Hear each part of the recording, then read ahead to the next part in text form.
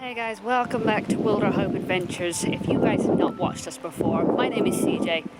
This down here is Kai, and we are currently still making our way back from Scotland. But what we're doing today is we're stopping by a couple of World Heritage Sites in the Avebury World Heritage area. And the first place we're going to go check out is one of the best preserved, oldest neolithic burial chambers, Longbarrows, in the UK, and that would be West Kennet, Longbarrow.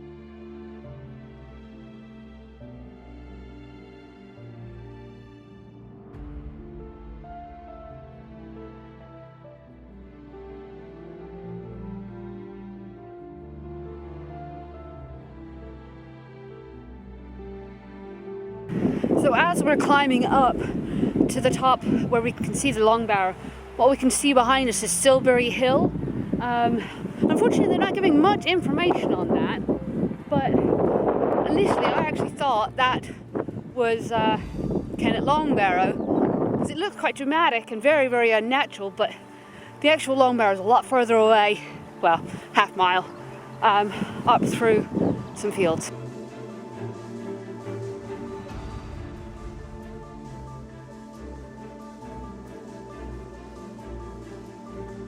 So West Kennet Longbarrow was built in around 3650, which makes it one of the oldest. And what is really, really cool about this is it has been restored painstakingly, so we can actually go inside. But historically, it says there's at least 36 people that were buried here, but there's no history about why they were buried here specifically.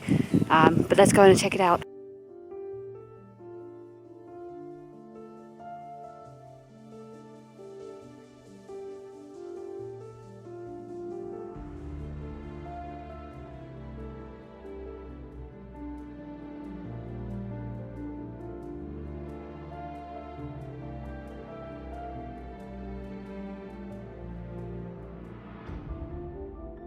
So this tomb was built out of local sarsen stone, and it only goes back about 30 feet. Prior to that, it would have gone back quite a bit further to house more, but it feels a little nerve-wracking walking under all those rocks. I mean, I know they're secure and they wouldn't allow this, but it's a little disconcerting. Very cool. Definitely going to come and check this out, though. One of the best I've ever seen.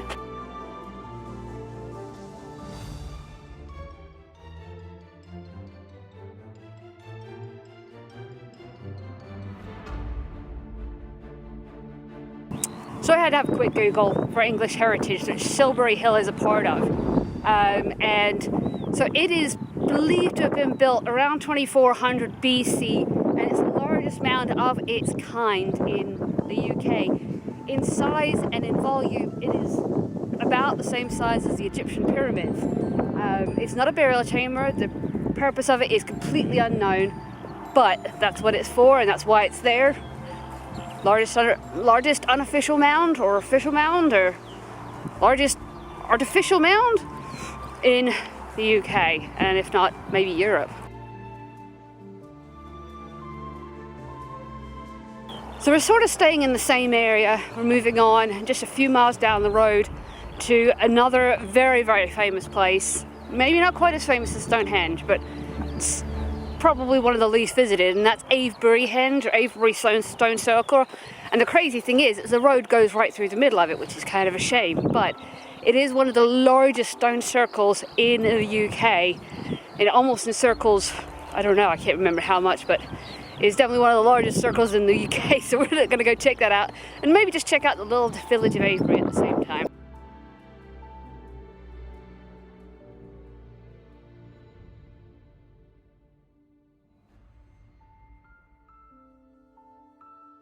So we're on our way to Avebury. We're halfway there. We got waylaid by this stone avenue. Now I believe this leads all the way up to Avebury Circle. Looks like people are walking both directions, but some of them are original stones, and then you've got some marker stones where the stones no longer exist. What's kind of strange about that is people don't just pick up and move large stones, but maybe they were used for something else. But this is definitely kind of cool. Worth stopping at, maybe even park there and walk up to Avebury, I don't know, but unusual.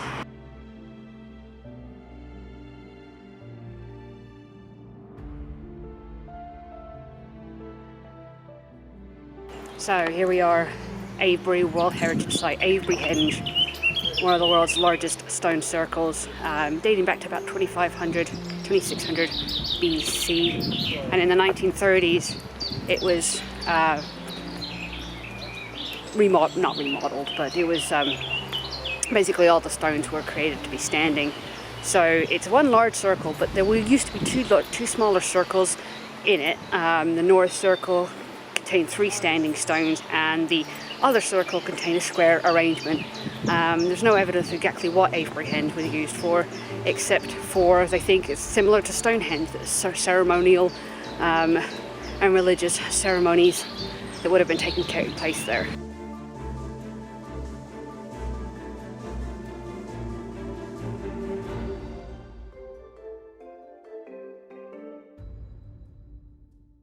So not only was this a circle of rocks, but you can also see the mound around the edge of it that would have been part of how this looked 3,000, 4,000 years ago.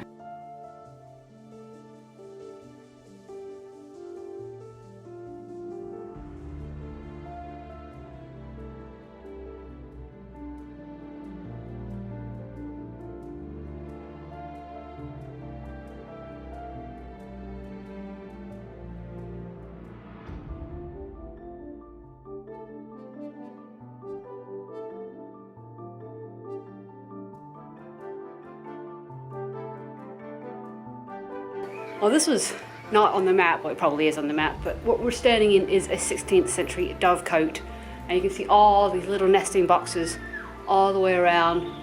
There's also a really big nest up there, and no idea what that's for, but it looks quite messy. Really cool to come visit this, but we are heading down the road to check out one more thing. Another historical thing, but not quite this old. But I would highly recommend coming here, checking this out. There's lots to see, lots to do. You can take guided walks around the stone circle and learn a little bit more about it that I can give you. But yeah, no, really worth it. Both the Longbarrow and this have been well worth coming to check out.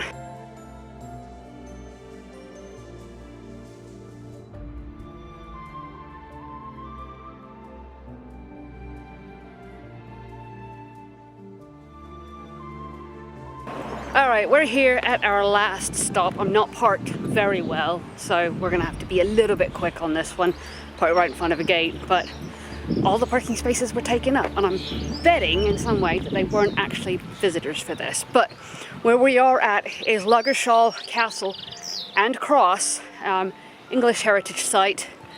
And we're going to check this out. I always tried to do this before, but it didn't quite work out.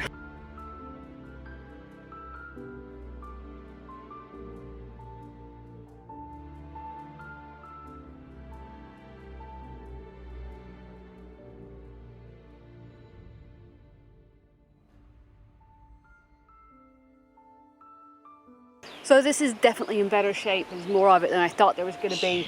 But this is actually was inherited by King Henry III from his father King John, who evidently really had a passion for this place because he visited it a minimum of 21 times and did a lot of improvements to it. So he really did love this place, and I can see why. It's a gorgeous area.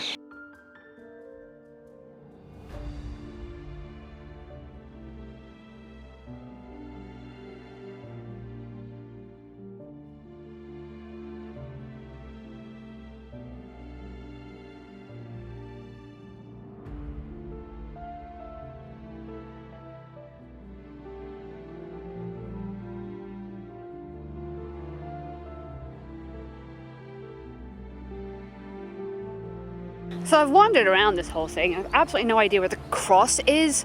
It's supposed to be Lugershall Castle and Cross, but I'm not finding it. However, historically, Henry III, like I said, he loved this place, but it was a hunting retreat. And this area you see behind us was probably used for rabbit coursing or staging for hunting. It was too small to be used for hunting itself. But on the other side of Lugershall was an area that was probably well kept stocked with deer for hunting, which was obviously a pursuit that the nobility did a lot of. It was a massive pastime back then. So anyway, I think we're gonna leave this here. Hope you guys take care of yourselves, take care of your mental health, and as always guys, thanks for watching.